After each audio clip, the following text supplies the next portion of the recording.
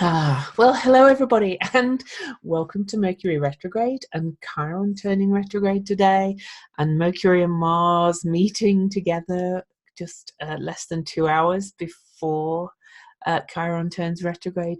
There's so much going on in the chart today. So I am going to share my screen and I am going to point to a few things just so that you can look at patterns and stuff, but I'm also going to pull some cards and I'm going to talk a little bit about a couple of other things coming up because this month is kind of crazy. And a lot of astrologers and me were like, oh, this looks really bad, but of course there's always the opportunities in there as well. And there's tremendous opportunities in this. And I woke up this morning to literally, and I can't say what it is yet, but literally an email that was from somebody I'd worked with in the past that could be a tremendous opportunity that I wasn't expecting at all, like a bolt from the blue. And I have a call tomorrow. So if something comes from it, you guys will hear about it, of course. But this is an example of kind of the good side of Mercury retrograde and everything, where, things come back from the past doesn't always have to be a bad thing. This could be a very good thing. And even if this one doesn't lead to anything, it's kind of set the wheels in motion for ideas to move forward with for me, that's for sure. So bear with me 1 second. I was going to share my screen, but I've realized that I need to change what's on that screen before I do. So here we go, I'll share. Okay, so here we are today. And so this morning when I started writing, the moon's over here in Libra, and there's an awful lot of patterns in there. I'm just going to take out some of those aspects because actually I'm going to leave that one in. Yeah, I'll leave that one in because it's too complicated and I want to simplify it so you can see the patterns more. So I think I'm just down to the major aspects. Let me just check. Yes, I am. All righty. So the moon was over here at it was at 5 degrees of Libra when I wrote this morning, and opposing Chiron or Chiron. I can never. Some people say Chiron, some people say Chiron. It's like tomato. So I'm going to say Chiron. It feels more natural. And so that triggered the article I wrote this morning. I really feel like, with this square, so if you could see, the moon was opposing Chiron and squaring Venus. And this was all forming a cardinal T-square. Now, we hear a lot of bad things about squares in astrology, and they probably are the most powerful of aspects. Literally, planets are squaring off to each other. But the good side of this is that they give more opportunity for change. And so Venus is in Cancer and approaching the degree of July the 2nd's eclipse very quickly now. The moon is over here in Venus ruled Libra. And of course, the moon ruled the eclipse because the eclipse was in Cancer. And so it's what's called a mutual reception. We have the moon in Venus's sign and Venus in the moon's sign. And they're both very, very feminine signs. And then here is Chiron, this real shaman, maverick shaman, healer, teacher. He was an amazing creature, Chiron. He was one of the centaurs, but he was born of different parents. Most centaurs were kind of a bawdy lot, and but this guy was was born, instead of having the whole bottom half of his body as horse and top half as man, his front legs were actually human. So he only has the tail of the animal, the horse. And I really associate him with Sagittarius. So that's going to come in a minute as well. um, I wouldn't say he rules, but I say he's very associated with it, and Virgo to a degree as well, because he was into herbalism and medicinal healing also. He was very, very knowledgeable of higher knowledge, um, and taught many gods and goddesses, actually. He was um, quite the spiritual teacher or knowledge or philosopher, teacher of higher philosophies.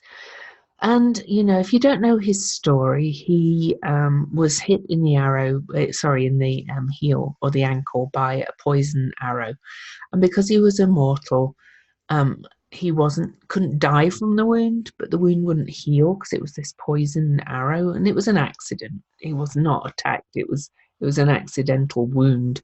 Okay. And eventually, he actually gave up his mortality to save Prometheus, who was being punished for stealing the fire of the gods. Okay. And Prometheus was released, and Chiron died. So, what was his wound? He gave up what was his strength to heal the wound by dying from it. So, I don't know if I've explained that very well. So I actually see, as I said in my post this morning, as Chiron as this super healer figure, healing through higher knowledge as well as, knowledge of the natural world, because it was definitely herbalism that he was involved in.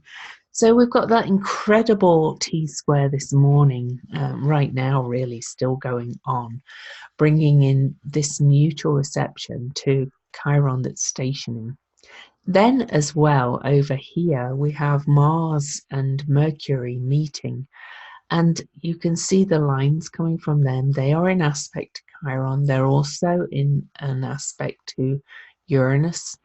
So you can read today's post for kind of details on that, because I'm going to go a little bit further in this. You can see as well that widely aspecting the Mercury-Mars conjunction is Juno. And Juno is, she's the marriage asteroid. She's about soulmates, but she's also about the rights of the oppressed. And so I do think something major is going to come up from this, because all of these planets, Venus, Chiron stationing, Uranus, who is not going retrograde yet, though, are in aspect to this, both this and this. And so I do think that there's a major, major healing shift coming in all of this. So I do want to go a bit forward to, and I will go back to pointing. So Chiron is now retrograde. Mercury has gone past Mars. So by the end of today, this bit will be easing. But then, as I said in my post, we have the moon moving on. I'm going to move her on quite quickly to square the sun. So look, we have another T-square. And this one is all connected with this this big brick wall over here in Capricorn that is being pulled down brick by brick. It kind of, I like to play with words, and I keep bumping upon classic examples of the patriarchy, shall we say, more usually in the form of men who like to. It was intense last week. I had a guy on nextdoor.com, the app, messaging me, giving me these long lectures about how I needed to grow up and all that. And the only comment I made was F you, basically. Because I was like, I don't like to resort to that childishness, but there was just no point in going any longer, and I blocked him in the end. And then I had another one who they like to give these long diatribes, and I know I poke the bear, so I know that's why I get them. But I kind of feel like it's my role to poke the bear. There's another one giving me a long diatribe about how I was how I was attention seeking because I was trying to point out the sexism. The one that was told called me attention seeking was absolutely vile about Marianne Williamson's appearance, and I just find that really oil. Anyway, oh, and there was another one as well, another one in a political local progressive caucus group, Democratic Progressive Caucus Facebook group, who was just trying his best to gaslight me, though of course I could see his tactics right away. It's been an interesting week, but I kind of figure that all this is coming up to be looked at, and this T-square is going to trigger a lot of that as well. But my point was about this being a wall is one of my favorite sayings is, oh, all in all, it's just another prick in the wall instead of brick in the wall. But anyway, that was a long way around to saying that. But we look at this first quarter, T-square. We've got Pallas Athena in Libra, and Pallas Athena is very is very similar to Venus, but she's very much more about justice and will go into battle with her spear. This is her spear. She will take it into spear for justice. Okay, and in Libra, she's very, very comfortable in Libra, fighting for justice. And then we have the first quarter moon between the eclipses. So we are at the midpoint, which is a turning point and a pivot point between eclipses, as we move to the one on the 16th. And the nodes will still be at 17 degrees. This is the north node, and this is the south node on the eclipse. And the sun will have moved past to 24. But look at where it is. It's triggering all this eclipse energy. This is a real pivot point today, and I did say in my post that things were looking really good. I really feel like we're getting a push. The universe is just going, come on, But it's an inward journey, but we're being pushed to go within to really do some major awareness raising and reflection on all the stuff that's coming up on the eclipses for us. I mean, for me, this bit's all in my first house, which is why I'm coming up against the male examples of the patriarchy. And really, I'm being asked to focus as well. I'm being asked to, ask, does it matter? Does it count? So are you. But I do want to point out as well things I didn't point out in today's article. Because all this is lining up around 15, 16, 17, 18 degrees, it's also in trine aspect to Neptune in Pisces. And what this software doesn't show is that asteroid Icarus is right here at 16 degrees of Pisces and is also going retrograde. And these are kind of the story of getting too close to the sun and his wings got burnt because he tried to fly too high. There's kind of an element of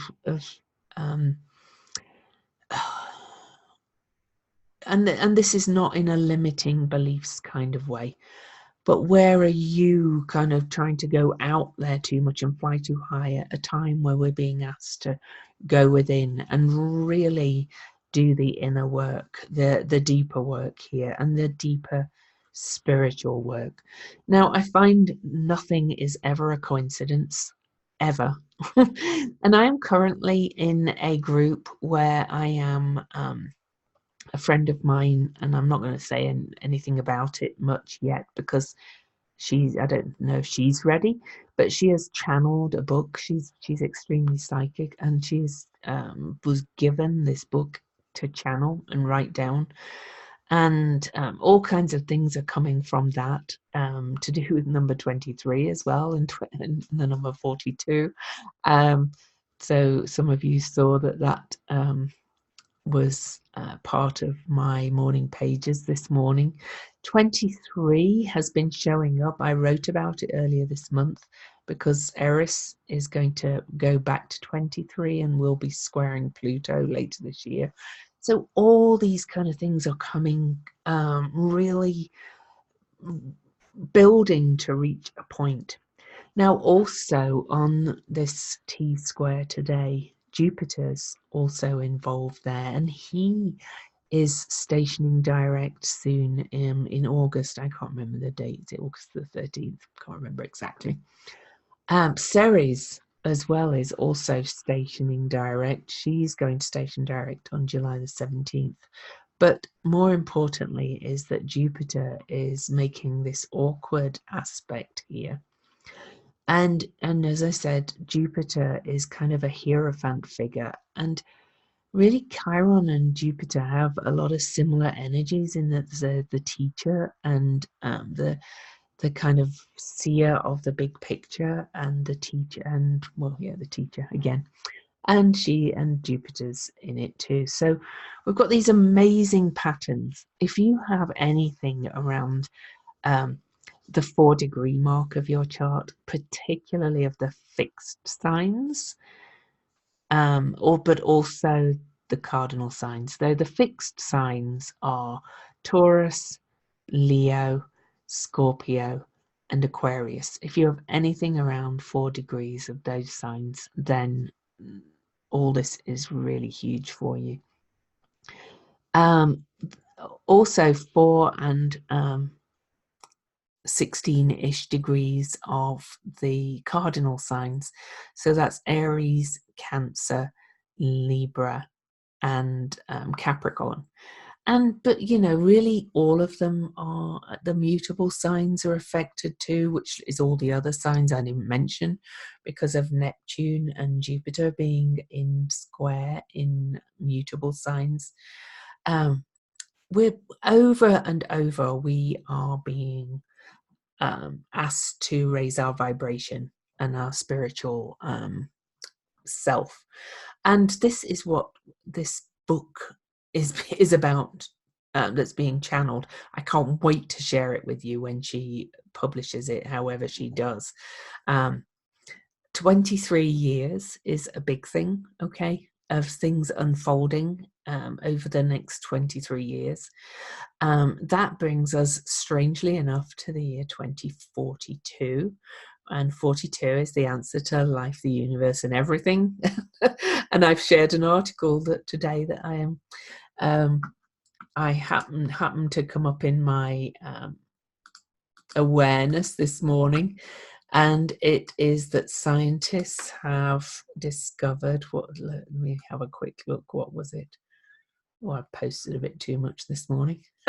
And I get tagged a lot. So,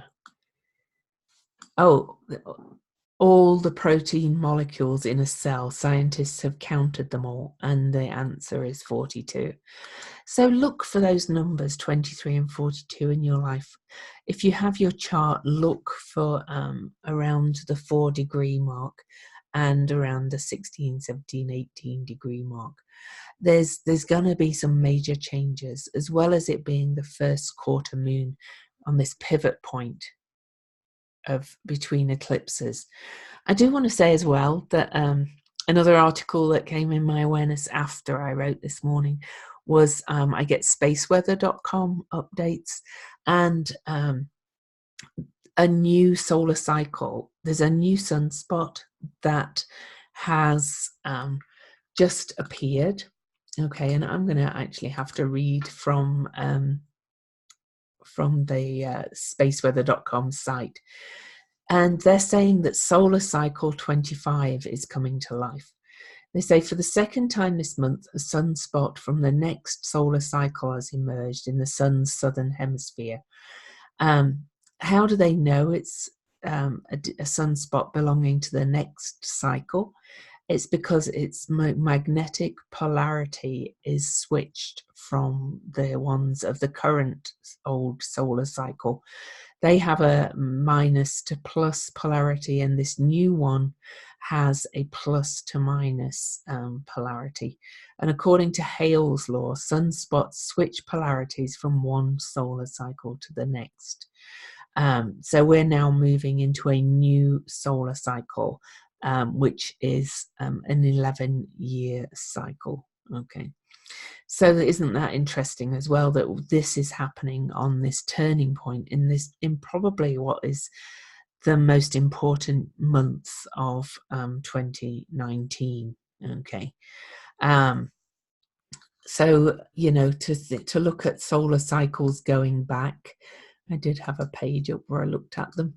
The current solar cycle that's ending, because it's a bit like the astrological ages. It's not one ends on a day and the next starts on a day. It's like they kind of flip over for a little bit. But the current solar cycle began officially in December of 2008, and was at its max of March 2014, and is now ending. And so the new one is now beginning, and that's isn't that interesting as well? So, you know, we can hang on, I'm just yeah, it is about 11 years, and that is 11 years nearly, because it's not quite, we'll still have some of the old solar cycle coming through. Okay, so think back to December 2008, as well as to the year 2000 for the eclipses. What was happening in the end of 2008 for you? It was kind of massive for me personally. So I'm interested to see how this unfolds. Okay. All right. There's a chat there. Love that perspective. Cool. Good. So I actually drew some cards for you, and but before I do, I just kind of want to see if there's anything I wanted to look at. So anyway, this week, you know, I keep saying it, and I said it for my members that are at the $5 a month or $50 a year and above. I did a month ahead video. They get a lot more detail. If anybody wants to become, you know, it's just $50 a year for getting all my articles and extras and the month ahead kind of forecasts. But you know, these days are really kind of crazy. So we don't only have all that we have today. Tomorrow we have the Sun opposing Saturn and exactly conjunct the North Node. And to point out the power of all this, you know, the eclipse, Saturn conjunct the South Node, actually did bring us the big earthquakes in California. So, or it was the first one was on the 4th, and that's when Saturn was conjunct the South Node. So I do think the Sun opposing Saturn and conjunct the nodes is yet another huge seismic shift. So we could see more physical manifestations of seismic activity, but just always think that it's reflective of what's going on in you. You know, earthquakes happen, you know, and luckily nobody died from this one, so this is good. So Sun coming up as well in over the next couple of days, we have the Sun. I'm just going to go back to sharing again.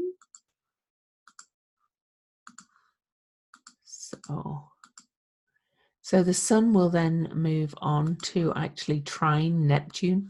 So you can see this 16, 17, 18 degree mark is still being very activated. 15, the Jupiter's moving backwards away from it as he moves to 14 degrees where he's stationing direct, which happens to be conjunct my own Jupiter and my own Pallas Athena. There's my Pallas Athena for you. She's my goddess.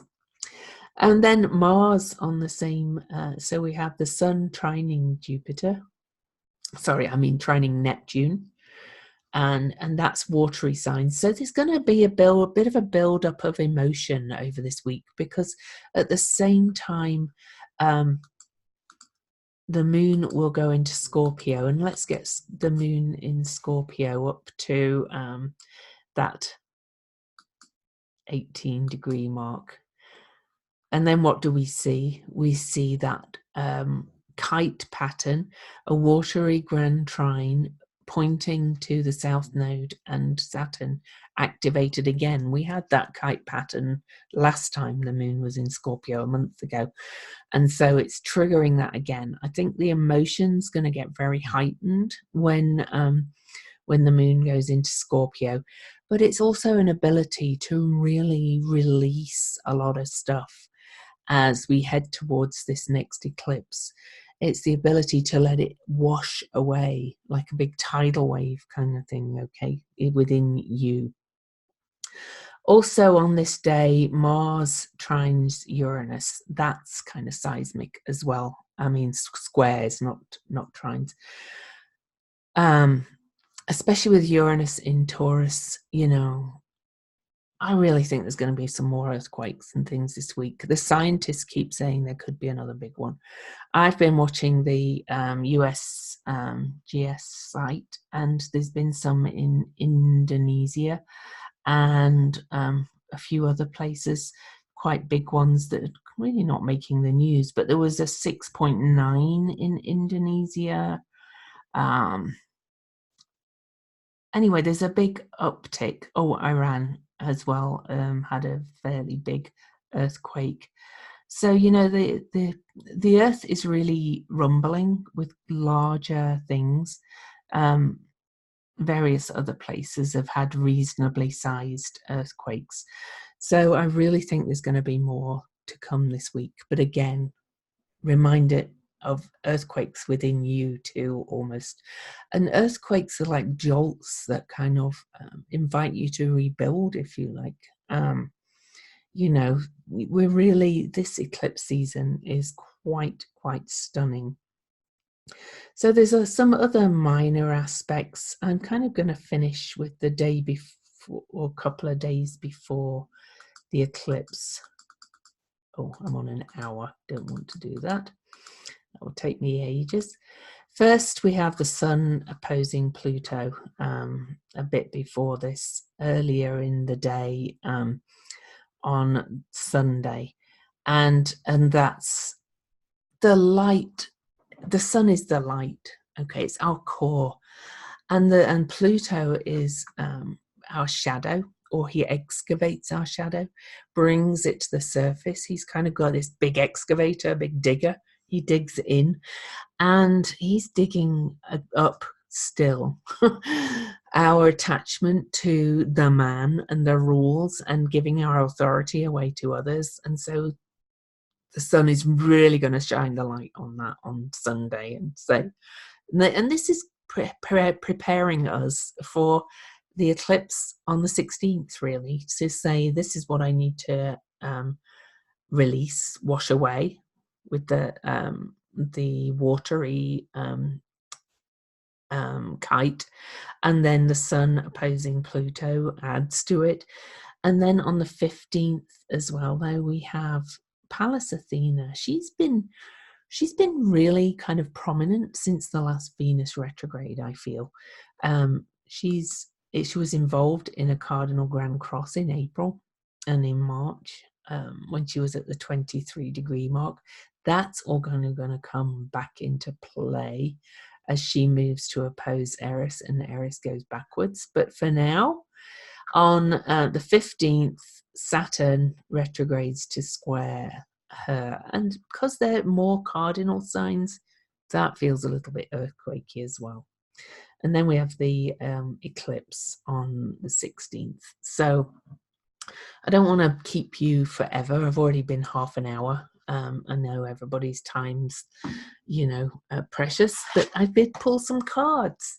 And because of and I did pull them earlier, and this is kind of what prompted me to do this, because I was like, oh, these are not just for me, because I do have a real positive feel about this between eclipse time, even though it's challenging.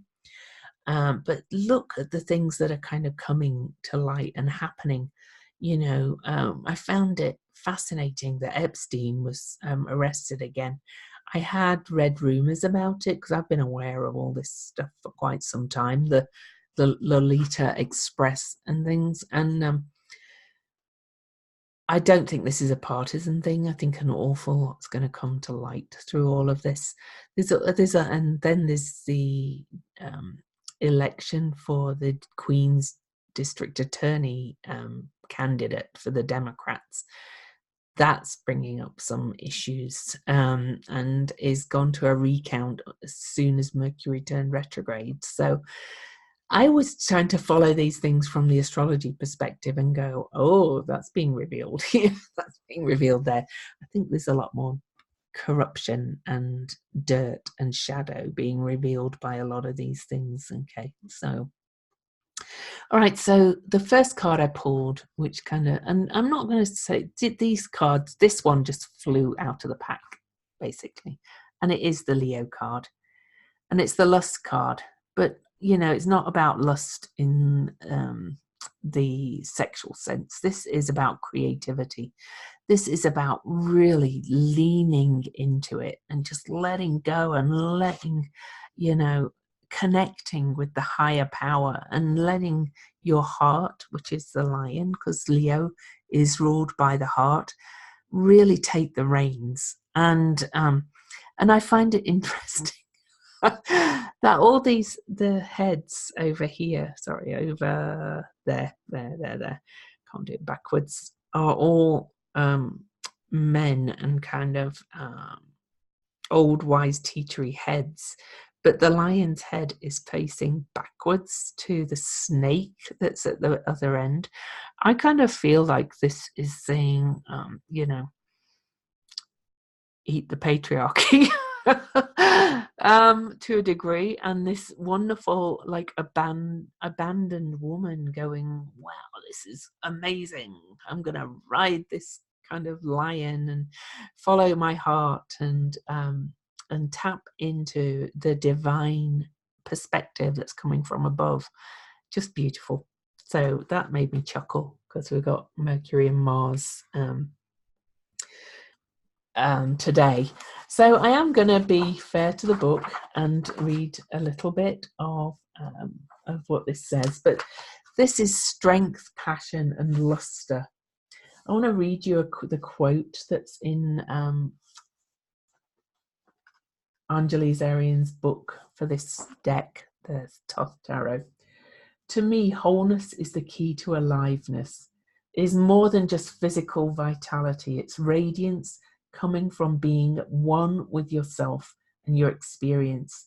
Life then flows through you and radiates from you. Now, that's from a book called How Shall I Live by Richard Moss. Never heard of it apart from this quote, but how fantastic is that? So just a couple of affirmations for that card. I enjoy expressing my energy, vitality, and enthusiasm in all that I experience.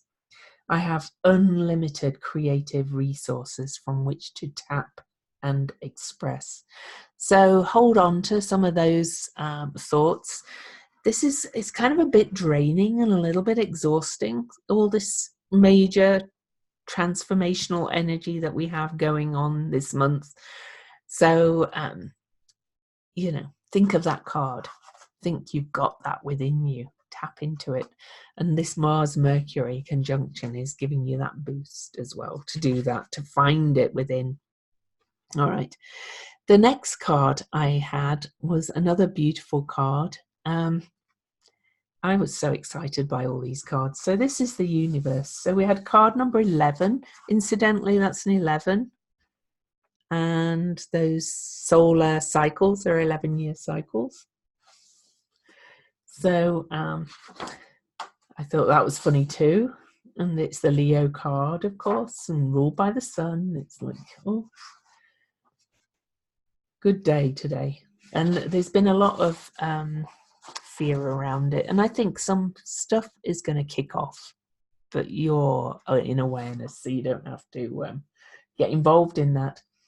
And this is the principle of totality, individuation, and wholeness. The dancing figure holds a sickle, returning it back to the original vision or life force symbolized by the Egyptian eye of Horus. The Eastern equivalent to this figure is Shiva dancing in a ring of fire on the head of a dwarf figure. Christianity holds this symbol as the Virgin Mary, who places her foot firmly on the serpent's head or body. Regardless of cross-cultural interpretations, this figure is essentially hermaphrodite and a symbol of balance in the expression of being equally dynamic and magnetic simultaneously. This figure represents the completion and integration of great inner work, which has involved unifying polarities and oppositions and paradoxes within oneself. The universe represents the triumph of negation and the experience of nirvana or union, the multiple parts of the self. It symbolizes the unity of positive and negative forces, both internally and externally. So this, to my mind, is kind of where we're at now, what's happening today, what you're being invited to tap into. This is kind of what you're going to get if you kind of do all the work that this month is really asking you to do. Kind of a more of a feeling of wholeness. I love that it's got all the different modalities in the corners of the astrology. It just is wholeness. It's interesting, but this is, I kind of wanted to know how we get there. So this third card is kind of how we get there, and the Queen of Discs. And where's the page for that? This is a very earthy aspect. I've been talking for a long time about kind of returning to the earth, kind of getting your hands dirty, connecting with nature. I myself have signed up for a class this year that is very much involved with that. We're already being invited to go out and actually talk to and touch and connect with nature and the plants. But this one is about you, and this is about diet and nutrition. This is about a real cleansing, which is kind of funny as well, because I actually kind of started a bit of a cleanse this morning, and all the messages that I've been getting since I woke this morning are saying that it's got to be kind of more of a I was basically giving up any alcohol again. We did it for months, for a while, and then had visitors and drank some again. I decided to stop it again, but just because I want to feel clear and better and healthier. But this is also asking us to go further than that. So wherever you are feeling called to cleanse, this will help you to get to where you're going. I would do it in alignment with some kind of higher power. I'm actually asking Pallas Athena to help me with this, because she's so prominent in my chart. And if you do this as well, this is saying just eat cleaner, just exercise maybe a bit more, go for walks, then it will help you to get to the other bits. So that's why I have my smoothie, which is actually delicious. It looks disgusting maybe, but if you want to know what's in it, it's avocado, and that's including the seed, because I'm lucky enough to have a Vitamix, spinach, some frozen strawberries, water and some protein powder that I have. So so any questions, you can put them in the chat box if you have any, and if not, I'm going to go and get the recording up so people that didn't make it live. And thank you, so many of you came to the came live. A couple of people came and went, but I know that you're probably at work and things, so it's recorded. I will be posting that. But if we don't get any questions, I just wanted to check in with you all. This is a very pivotal week, and the time leading up to this full moon eclipse. It's kind of a bit hang on to your hats, but you're being asked to go within and do what you can do and heal yourself and follow that heart and become as whole as you can. Cool. Awesome. Glad to hear it, Rachel. And lovely to have you on board. I know we've kind of been connected for ages, but all right then. So I'm going to get off and get the recording up. And I'm also going to upload and start my exercise routine. You're welcome, Jen. Cool. Thanks, Laurie. See you all later. Mwah. Look who I've got on my shirt.